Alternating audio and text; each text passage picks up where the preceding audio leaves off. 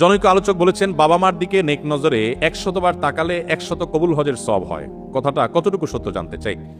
বাবা মা তাদের শ্রদ্ধা করা, তাদেরকে ভালোবাসা, এটা ইবাদত এবং নেক আমল। বাবা মাকে ভালোবাসলে আপনি সওয়াব পাবেন। হাদিসে আসছে, রিজাল রব্বে ফি রিদাল ওয়ালিদাইন ওয়া সাখাতুর রব্বে ফি সাখাতিল ওয়ালিদাইন। বাবা মা খুশি তো আল্লাহ খুশি, কারণ বাবা মা তার উপরে নাখোশ তো আল্লাহ তার উপরে নাখোশ। এজন্য বাবা মার প্রতি শ্রদ্ধা দেখাবেন। আল্লাহ বলেছেন যে ওয়াবিল ওয়ালিদাইনি ইহসানা, মা বাবার প্রতি সদাচরণ করবে। ভাইরা আমার, যারা বাবা মাকে না হারাইছেন তারা বুঝবেন না এটার মর্ম কি, যারা হারাই ফেলছেন তারা বুঝেন কি মর্ম।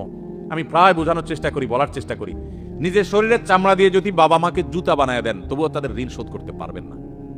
বহু মানুষ ভালোবাসা দেখাবে আপনাকে, আপনি যেদিন বাবা হবেন সেদিন বুঝতে পারবেন যে বাবারা সন্তানদের জন্য কতটা ভালোবাসা তাদের বুকে ধারণ করে।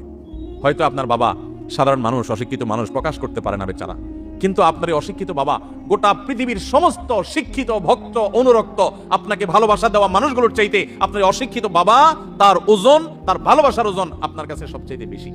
ভাইরা আমার, বাবা মায়ের ফজিলত নিয়ে বহু হাদিস আয়াত আছে, সেগুলো ঠিক আছে, কিন্তু তাই বলে প্রত্যেকবার তাকালে একটা করে হজের সওয়াব হবে এই কথা কোনো বিশুদ্ধ হাদিস দ্বারা প্রমাণিত নয়। এই কথা কোনো কেউ যদি বলে থাকে যে 100 বার তাকালে 100 হজের সওয়াব পাওয়া যাবে, তাহলে এটা কোনো সহিহ বা বিশুদ্ধ হাদিস দ্বারা, কোনো আয়াত দ্বারা প্রমাণিত না।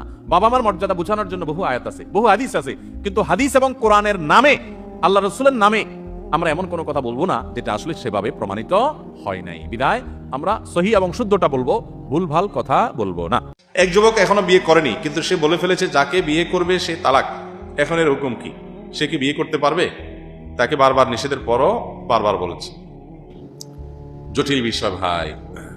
প্রথমত তালাকের মাসালা আমরা বলছি এরকম সংক্ষিপ্ত প্রশ্নোত্তরের কোনো মজলিসে করবেন না, এর জন্য আলাদা ওলামাদের কাছে গিয়ে ডিটেল বলতে হবে। যেমন এই ছেলে কি বলছে, যদি নির্দিষ্ট কোনো এক মেয়ের সাথে বিয়ের আলাপ করতেছে, সে যদি বলে যে একে আমি তালাক দিলাম, তো বিয়েই হয় নাই, ও তালাক দিলে তালাক হবে করতে।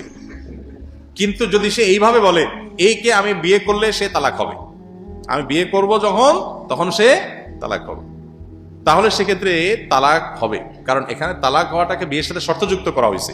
তাহলে আমি যখন বিয়ে করব তখন সে তালাক হয়ে যাবে। আমি তাকে তালাক দিয়ে ফেললাম বিয়ে করার শর্ত সাপেক্ষে, অর্থাৎ বিয়ে যখন হবে তখন তালাকও হবে। এরকম যদি বলে তাহলে তালাক হবে, তাহলে অন্য মেয়েকে বিয়ে করতে হবে, তাহলে মেয়েকে বিয়ে করবে না সে। আর যদি বলে যে আমি যেটারই করবো সেটাই তালাক হবে, তাহলে তো মাসালা বড় জটিল, বড় মুসিবত। তো এই অতিরিক্ত চালাকি করার কারণে, এটা তো মাথা সমস্যার কারণে হয়, তাহলে তো ভিন্ন কথা। আদালত যদি জেনে শুনে এরকম কথা বলে তাহলে বিষয়টা আসলেই জটিল।